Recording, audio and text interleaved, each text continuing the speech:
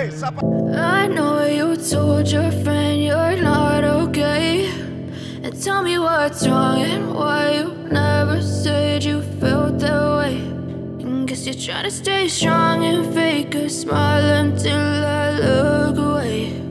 But I've known you too long, it hurts to watch your blue eyes fade to gray as you fade away, as you fade away. Yeah, I'm about to fade away, 'cause every time I wake up I feel like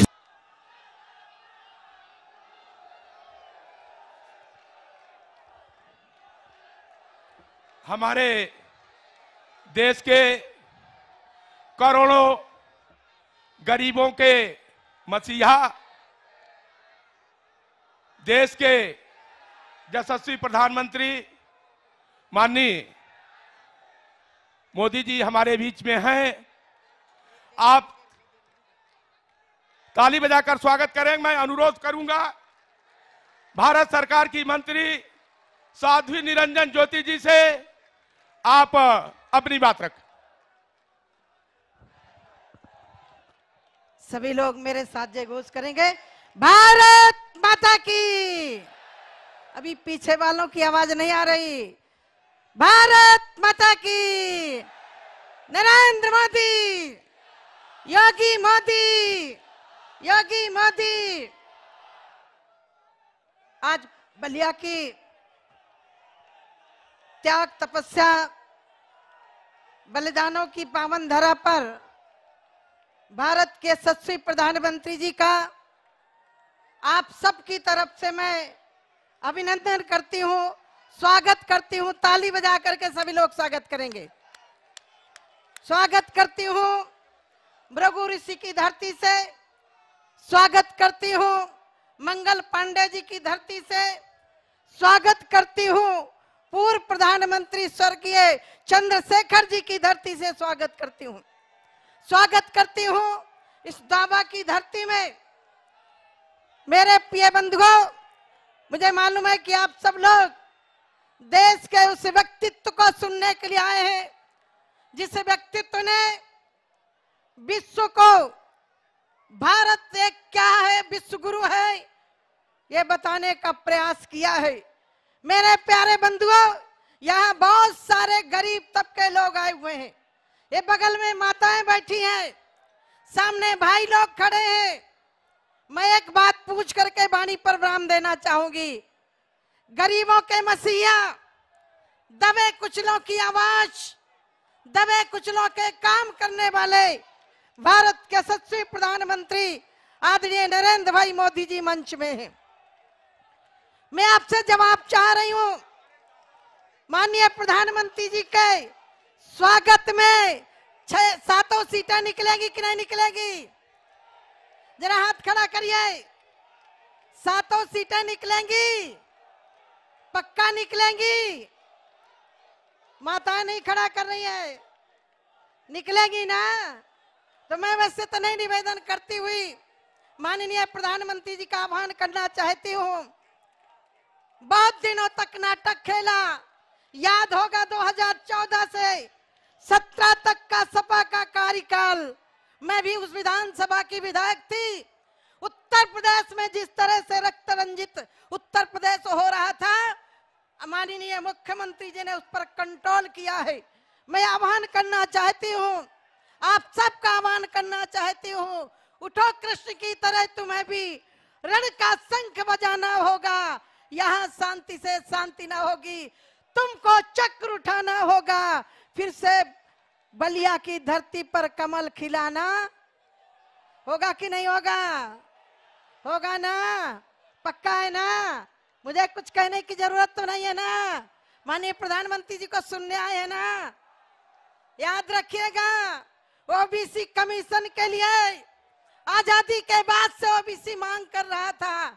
मैं OBC समाज की तरफ से माननीय प्रधानमंत्री जी का अभिनंदन करती हूँ, स्वागत करती हूँ। आपने ओबीसी समाज को वो फोरम दिया है, वो जगह दी है जहां ओबीसी समाज अपनी बात रह सकता है, और मैं आपका अभिनंदन इसलिए करती हूँ। यहाँ मेरे समाज के भी बहुत लोग हैं, इसलिए अभिनंदन करती हूँ कि आजादी के बाद से भारत सरकार में निषाद समाज का कोई मंत्री बना है तो आपने मुझे वो सम्मान दिया है, वहां आपने अपने मंत्री परिषद में शामिल करके, इसलिए मैं अभिनंदन करती हूँ, इसलिए आपका वंदन करती हूँ। मैं इसलिए आपका अभिनंदन करती हूँ, उन लाखों झोपड़ियों में रहने वाले लोगों को मकान दिया है, इसलिए अभिनंदन करती हूँ। इस कोरोना कार्यकाल में माँ 4 बच्चे माँ बाप को नहीं पाल पाते, आपने 80 करोड़ लोगों को इस कोरोना काल में अन्न दिया है, इसलिए अभिनंदन करती हूँ। आपने किसानों के खातों में पैसा दिया, इसलिए आपका अभिनंदन करती हूँ। इसलिए आप सबसे एक बार मेरे साथ मुट्ठी बांध करके जय घोष करेंगे और माननीय प्रधानमंत्री जी का आह्वान करती हूँ इन्हीं शब्दों के साथ कि आइए, भारत ही नहीं आपका विश्व लोहा मान रहा है और मैं मातृभूमि के सपूत, भारत माँ के गौरव, हम सबके शान, हम सबके अभिनंदनीय भारत के यशस्वी प्रधानमंत्री जी का बलिया की धरती पर, इस पावन धरा पर मैं आपका अभिनंदन करती हूँ, स्वागत करती हूँ और आपका आह्वान करती हूँ कि आइए, आपसे अनुरोध करती हूँ कि हम इस बिहार से लगे हुई पावन धरा पर कार्यकर्ताओं को संबोधन करें। मैं अनुरोध करूंगा राज्यसभा सांसद आदरणीय नीरज शेखर जी से कि माननीय प्रधानमंत्री जी को अंग वस्त्रम दे करके सम्मानित करें और अपने जिले के अध्यक्ष जयप्रकाश साहू जी से अनुरोध करूंगा कि आप प्रतीक चिन्ह माननीय प्रधानमंत्री जी को दें और हमारे आदरणीय सांसद वीरेंद्र सिंह मस्त जी, सांसद सकलदीप राजभर जी, मैं स्वयं सांसद रविंद्र कुशवाहा, आदरणीय प्रधानमंत्री जी को हम लोग प्रतीक चिन्ह दे करके बलिया में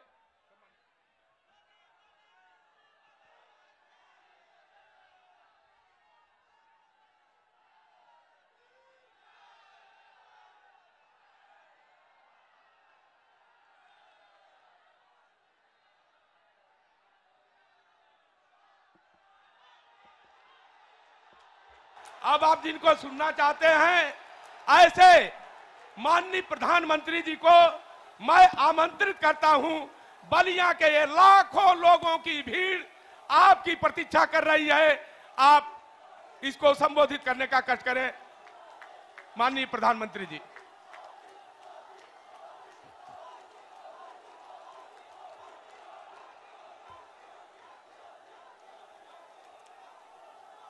बालेश्वर महादेव, मंगला भवानी, ब्रिजू बाबा के कोटि कोटि प्रणाम।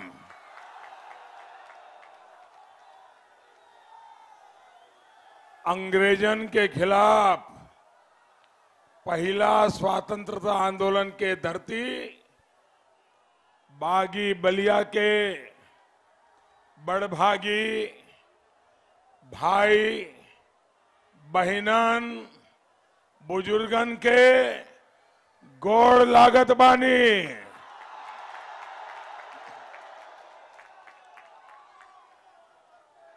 बलिया की मिट्टी में देशभक्ति की खुशबू है। ये मेरा सौभाग्य है कि आप इतनी बड़ी संख्या में हम सबको आशीर्वाद देने के लिए आए हैं। मैं दूर दूर देख रहा हूं, उन छतों पर देख रहा हूं, ये प्यार, ये आशीर्वाद मैं कभी भूल नहीं सकता हूं।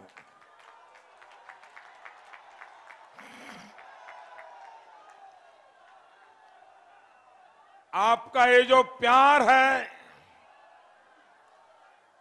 आपके जो आशीर्वाद है, मैं आपको इसे ब्याज समेत लौटाऊंगा।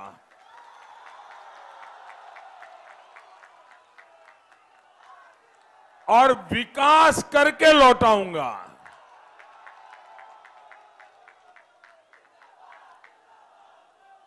ये धरती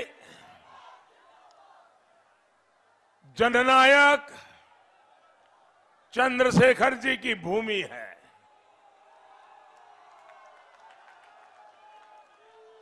चंद्रशेखर जी को गर्व था कि वे चित्तू पांडे की धरती से जुड़े हैं।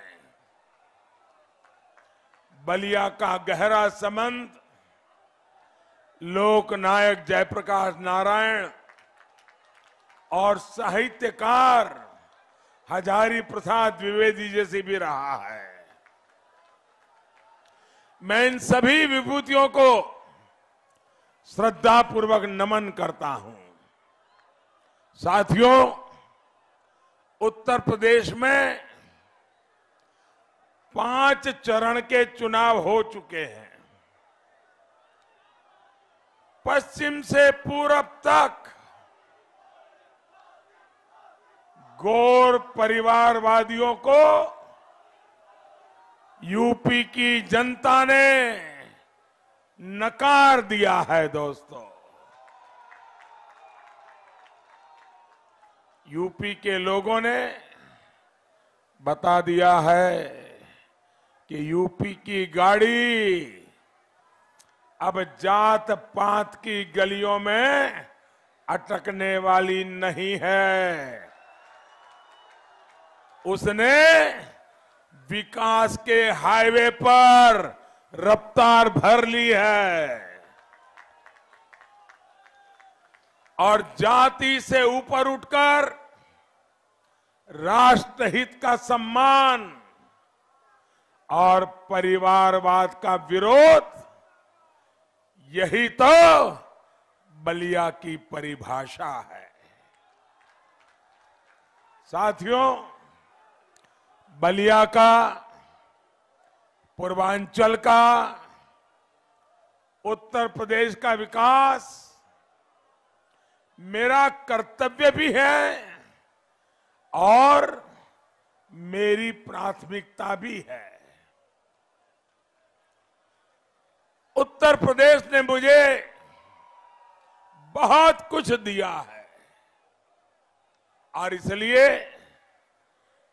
इस धरती के संतान के नाते मुझे गरीब से गरीब की सेवा,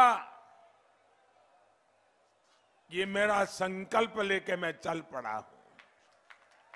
आज पूर्वांचल समेत पूरे प्रदेश में सड़क हो, अस्पताल हो, बिजली हो, विकास के हर काम पर ध्यान दिया जा रहा है। गौर परिवारवादियों ने यूपी की कानून व्यवस्था को बर्बाद कर दिया था। योगी जी की सरकार इसे वापस पटरी पर ला रही है। बलिया के लोग भली भांति जानते हैं कि बलिया के हमारे व्यापारी, हमारे कारोबारी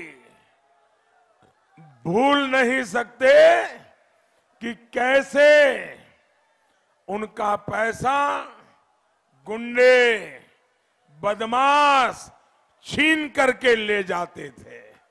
याद है ना? वो दिन याद है ना आपको? योगी जी की सरकार में आज बलिया का व्यापारी सुरक्षित हो रहा है।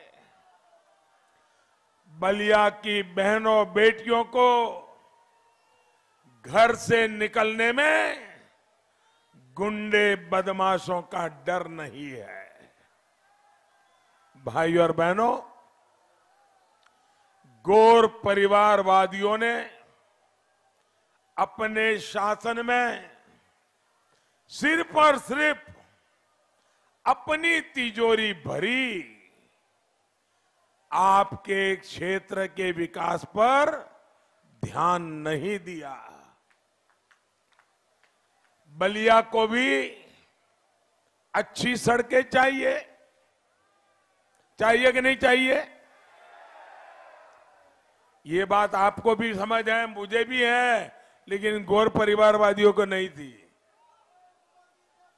उनको ये बात समझ ही नहीं आई। हमारी सरकार ने बीते 5 वर्षों में बलिया में अनेकों नई सड़कें बनवाई है। सड़कों को चौड़ा करने पर भी तेजी से काम चल रहा है। आपको याद होगा कि पिछली सरकार में बिजली सप्लाई में भी कितना पक्षपात होता था।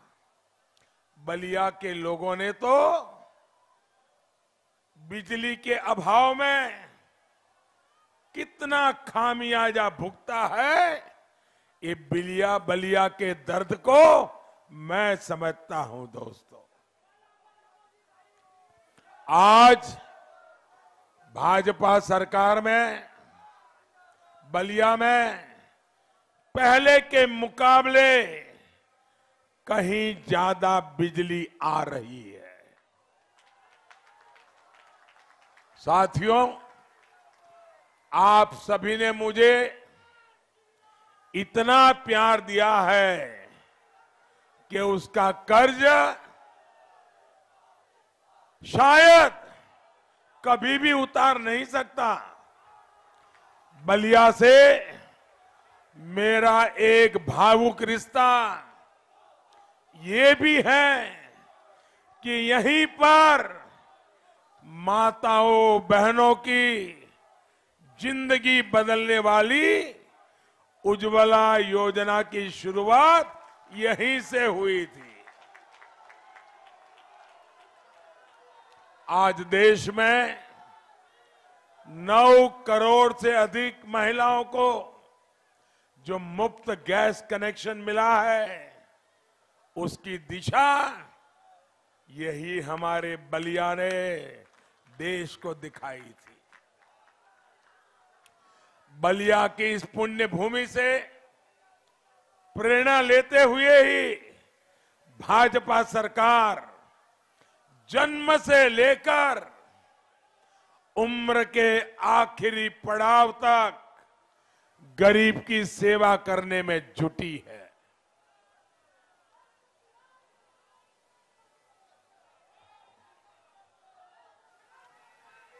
जब बच्चा मां के गर्भ में होता है तो वो कुपोषण का शिकार ना हो, इसके लिए हमारी सरकार गर्भवती माताओं के लिए मातृ वंदना योजना चला रही है। इस योजना के तहत गर्भवती माताओं के बैंक खातों में सीधे 10,000 करोड़ रुपए से अधिक ट्रांसफर किए गए हैं।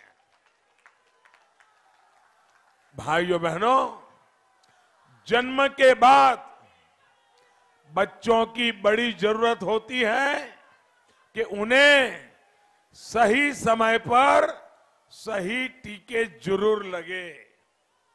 इसके लिए हमारी सरकार ने मिशन इंद्रधनुष शुरू किया। दिमागी बुखार जैसी बीमारियों के टीके भी लगाए। बच्चों के लालन पालन पोषण में परेशानी ना हो, इसके लिए घरों और स्कूलों में शौचालय, घर में नल से जल, बिजली और सस्ते एलईडी बल्ब का उजाला भी गरीब से गरीब परिवार के घर तक हमारी सरकार ने पहुंचाया है।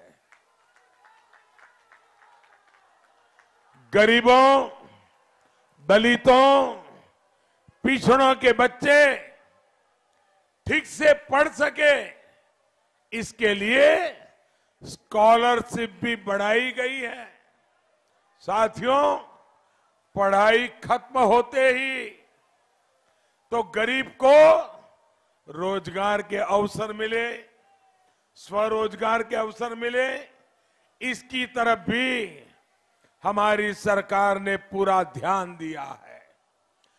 कौशल विकास योजना के तहत हर साल लाखों नौजवानों को ट्रेनिंग दी जा रही है ताकि उन्हें आसानी से नौकरी मिल सके। जो गरीब युवा अपना खुद का काम शुरू करना चाहता है, उनके लिए मुद्रा योजना है। इस योजना के तहत गांव गरीब के युवाओं को बिना गारंटी, मेरे नौजवान साथियों, बिना गारंटी बैंक से मदद देने का प्रावधान किया है।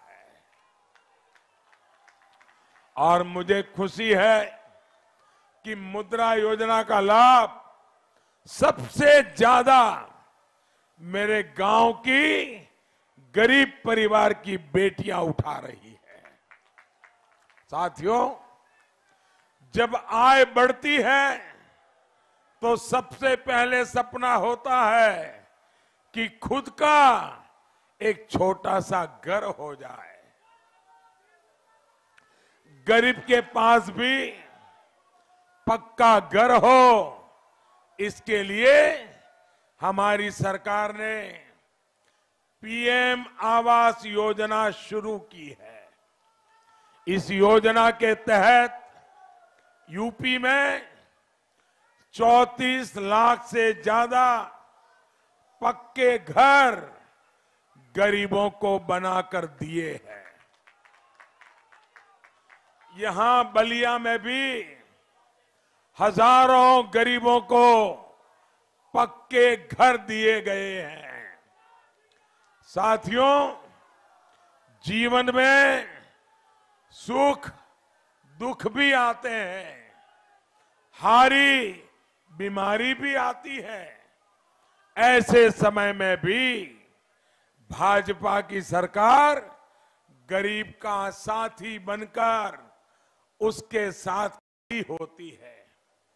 आयुष्मान योजना के माध्यम से गरीबों को अच्छे से अच्छे अस्पताल में 5 लाख रुपए तक के मुफ्त इलाज की सुविधा दी गई है। भाइयों बहनों, जो लोग गरीबी से निकले हैं उनको पता है, अगर गरीब के परिवार में एक बीमारी आ जाए और मां बीमार हो जाए तो कभी घर वालों को बताती नहीं है कि मुझे पीड़ा हो रही है।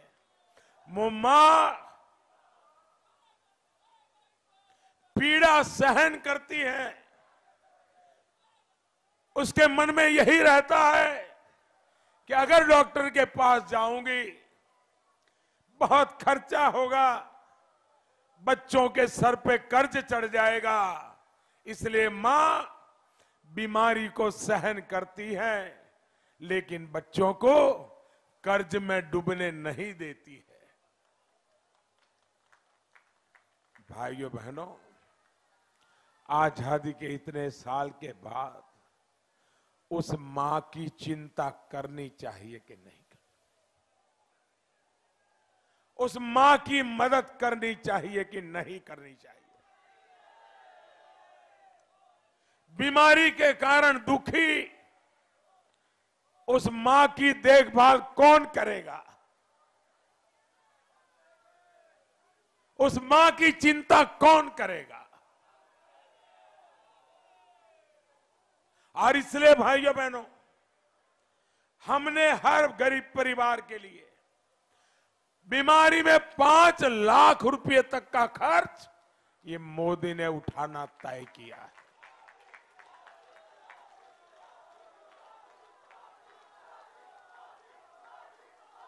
हमारे मध्यम वर्ग के परिवार उनकी आय सीमित होती है और परिवार में बुजुर्ग मां बाप होते हैं, किसी को डायबिटीज हो जाता है, किसी को हार्ट की बीमारी हो जाती है। अगर जिस घर में एक भी डायबिटिक का पेशेंट है तो उस परिवार को महीने 2-3 हजार रुपया दवाई में चला जाता है। ये मध्यम वर्ग का परिवार, गरीब परिवार इतने पैसे दवाई का खर्च कैसे करेगा? और इसलिए भाइयों बहनों, मैंने आज हिंदुस्तान के ज्यादा से ज्यादा जिलों में, तहसील में पीएम जन औषधि की दवाई की दुकानें खोली है।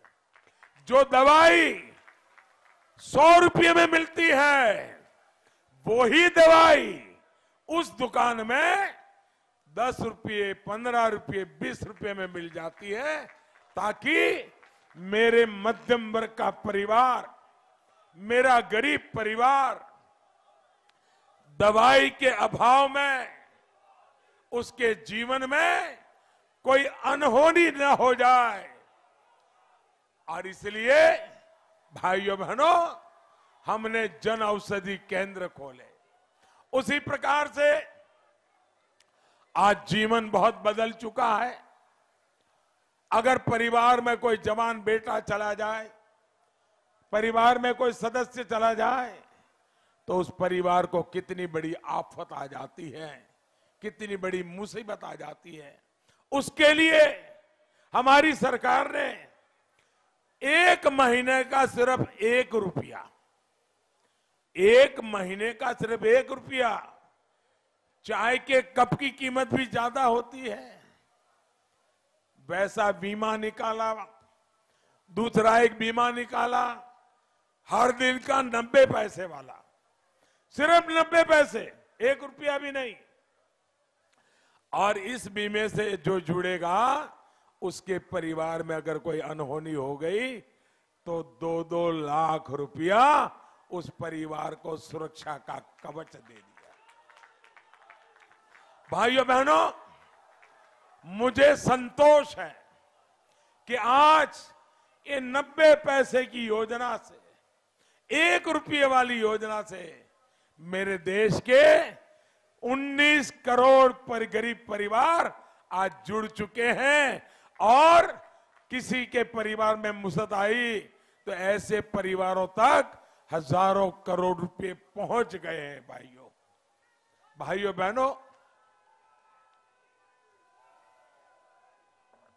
हमारे देश में किसानों की बातें करने वाले तो बहुत हो गए, लेकिन क्या कभी किसानों की बात करते समय किसी ने भी छोटे किसान की बात कही है क्या? छोटे किसान के लिए कोई बोलता है क्या?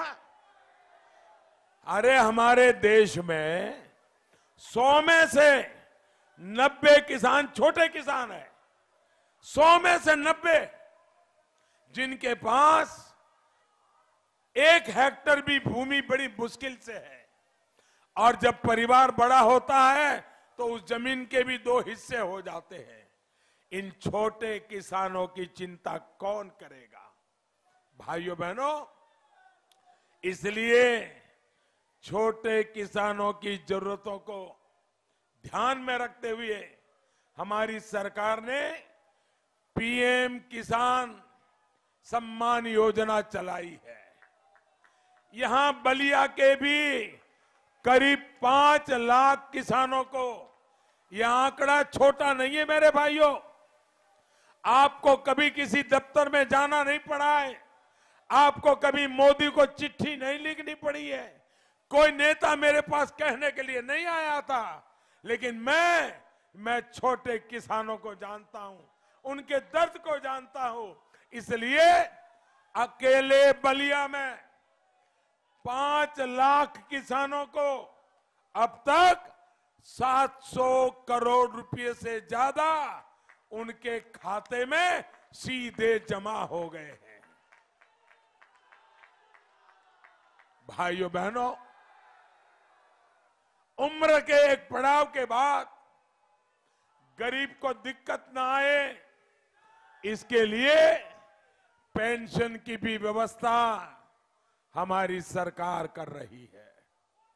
60 साल की आयु के बाद मजदूरों, किसानों, छोटे दुकानदारों सबको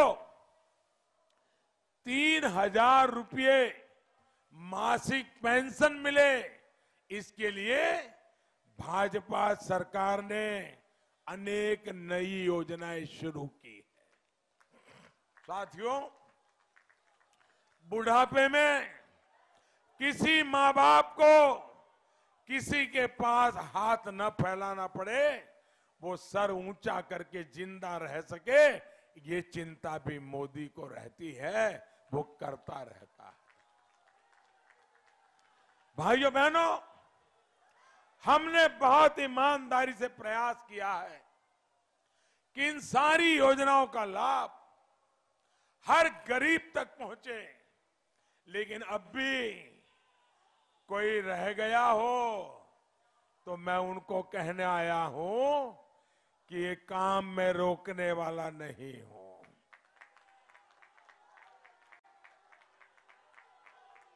मैं जब तक आपकी सेवा करता रहूंगा, इन सारे कामों को पूरे करता रहूंगा। लेकिन भाइयों बहनों, मुझे डर है, क्योंकि मैं ये योजनाएं क्यों कर पा रहा हूं, क्योंकि यहां योगी जी की डबल इंजन की सरकार है। तो मैं दिल्ली से जो भेजता हूं वो रोड़े अटकाते नहीं है। पहले जब मेरी सरकार बनी, 2 साल तक मुझे उन लोगों को झेलना पड़ा जो गरीब के घर के पैसे भी गरीबों को देने को तैयार नहीं थे।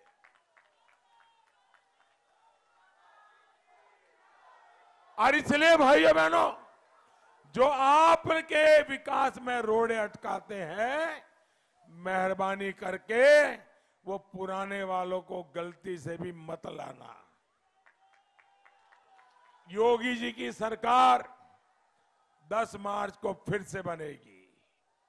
आप 10 मार्च को रंगों वाली होली मनाएंगे और उसके तुरंत बाद फिर से तेज गति से इन जरूरतमंदों को इन सारी योजनाओं को लाभ पहुंचाने का काम किया जाएगा। साथियों, गरीब की चिंता करने वाली सरकार, गरीब के लिए दिन रात सोचने वाली सरकार ऐसे ही सेवा भाव से काम करती है। और हम अपनी योजनाओं में ये कभी नहीं देखते हैं कि कौन किस जाति का है।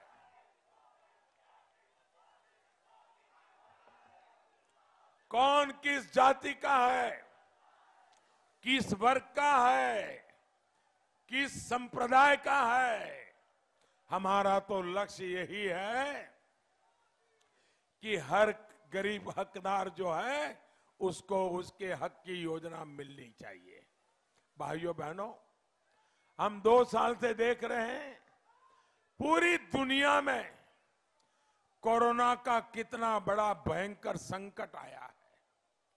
पूरी मानव जात इस संकट की चपेट में आ गई है। दुनिया का अमीर देश भी बचा नहीं है। भाइयों बहनों, 100 साल में आए ये सबसे बड़े संकट का मुकाबला इस कोरोना महामारी से आज हमारा सरकार, हमारा देश लड़ रहा है और गरीब को मुफ्त राशन पहुंचा रहा है। पिछले 2 साल से यूपी के 15 करोड़ गरीबों को भाजपा सरकार ने मुफ्त राशन दिया है। भाइयों बहनों, दिन रात मेरे दिल में एक ही बात रहती है कि इस कोरोना की मुसीबत में मेरे किसी गरीब परिवार में बच्चों को रात को भूखा सोना न पड़े। मेरे दिल में यही रहता है कि इस कठिन परिस्थिति में किसी गरीब के घर में ऐसा कोई दिन नहीं आना चाहिए ताकि उसके घर में चूल्हा न जला हो, और इसलिए मुफ्त राशन हर गरीब के घर में पहुंचा रहा हूं। गरीब के हित में ये काम गौर परिवारवादी कभी नहीं कर सकते। ये तो वो लोग हैं जिन्होंने आपको कोरोना वैक्सीन के खिलाफ भी भड़काने की कोशिश की। आज यही वैक्सीन यूपी के करोड़ों लोगों का जीवन बचा रही है। भाइयों बहनों, ये कोरोना का टीका आपको लगा कि नहीं लगा? जरा हाथ ऊपर करके बताइए, टीका लगा? सबको लगा? आपको 1 रुपया भी खर्च करना पड़ा क्या? 1 पैसा भी देना पड़ा क्या? वैक्सीन पहुंचा कि नहीं पहुंचा? साथियों, जब गरीब के लिए दिल में दर्द होता है ना, तभी रात दिन काम करने की एक भगवान ताकत देता है। भाई, ब्रिग महाराज ताकत देते हैं।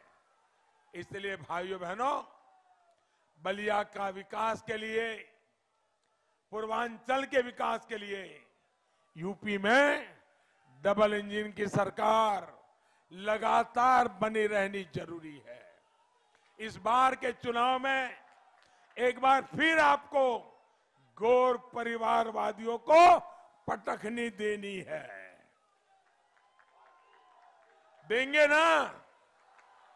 गौर परिवारवादियों को पटखनी देंगे ना? पूरी ताकत से बताइए, देंगे ना? अच्छा, मैं बलिया आया हूं, पहले भी बहुत बार आया हूं। आप मेरा एक काम करोगे? ऐसे नहीं, जोरों से आवाज आनी चाहिए। मेरा एक काम करोगे? सब करोगे?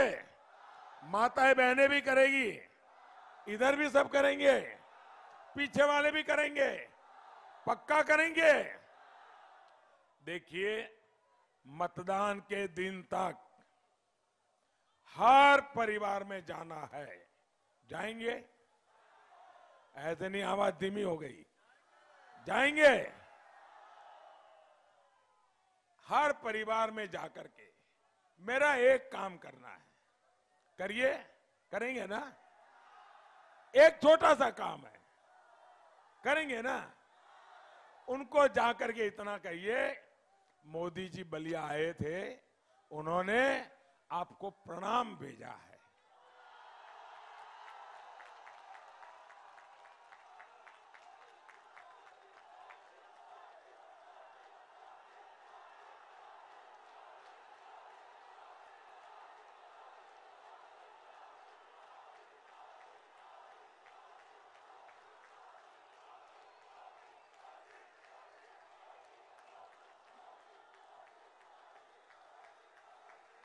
मुझे पक्का भरोसा है, घर घर जाकर के आप मेरे प्रणाम जरूर पहुंचाएंगे। याद रखिएगा, पहले मतदान, फिर जलपान। आपका बहुत बहुत धन्यवाद। भारत माता की, भारत माता की बहुत बहुत धन्यवाद भैया।